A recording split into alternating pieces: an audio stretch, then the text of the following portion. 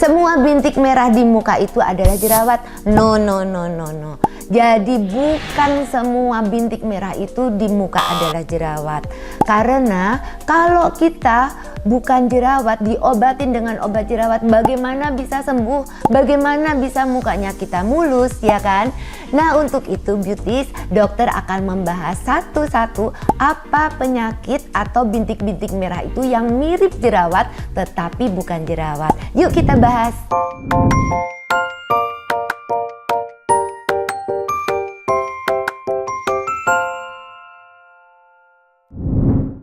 Yang pertama adalah rosacea. Nah, ini seperti ini rosacea. Jadi rosacea itu adalah suatu penyakit kronis yang menyebabkan mukanya menjadi merah dan biasanya dimulai dengan bintik-bintik merah. Nah, bintik-bintik merah itu yang biasanya orang-orang salah mengerti, dipikirnya jerawat.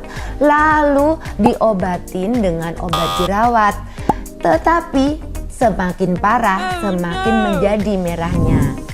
Beauties, rosacea itu mempunyai ciri khas. Ciri khasnya itu adalah yang disebut butterfly appearance. Jadi seperti butterfly, kupu-kupu di muka. Jadi merahnya itu memang ngeplek seperti di muka, seperti kupu-kupu. Begitu beauties. Jadi itulah ciri khasnya dari rosacea. Nah, ini seperti ini gambarnya. Beauties, jadi apa bedanya penyebab dari rosacea dengan jerawat? Kalau jerawat kalian tahu kan kalau itu penyebabnya adalah bakteria. Tetapi kalau rosacea itu penyebabnya biasanya disebabkan karena faktor semacam alergi dan kulit menjadi sensitif, dan lebih parah lagi kalau disetuskan dengan adanya stres ataupun depresi ataupun juga penyakit yang namanya eksima. Jadi beauties, rosacea itu menyebabkan pelebaran pembuluh darah.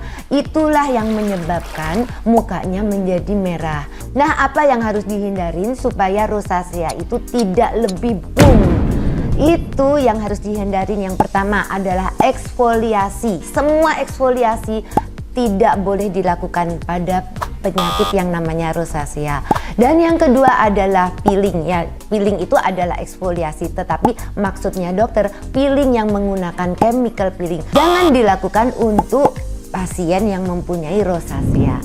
Nah, penanganannya itu yang paling penting, hindarin panas matahari. Jadi yang mengalami rosacea itu jangan terlalu sering kena panas matahari, karena itu akan menambahkan rosaceanya menjadi-jadi. Dan yang kedua, kita kasih pelembab yang khusus untuk menghilangkan kemerahannya itu. Dan namanya rosacea itu kadang-kadang juga ada rasa gatal. Jadi kalian udah mengalami rosacea, sebaiknya kalian ke dokter, karena dokter akan memberikan obat khusus untuk menghilangkan gatal-gatalnya supaya kalian menjadi nyaman. Terus kalau aku punya rosacea, apa bisa ya diobatin dengan obat yang di apotik? Nah, itu pertanyaannya itu bagus. Kalian harus tahu ya, rosacea itu tidak boleh sembarangan diobatin. Karena salah-salah mengobatin malah bisa menjadi lebih parah. Karena kulit yang mengalami rosacea, kulitnya lagi sensitif, super sensitif. Jadi dokter anjurkan kalau kalian mempunyai rosacea, kalian harus konsultasi ke dokter. Jadi rosacea itu bisa disembuhkan gak ya?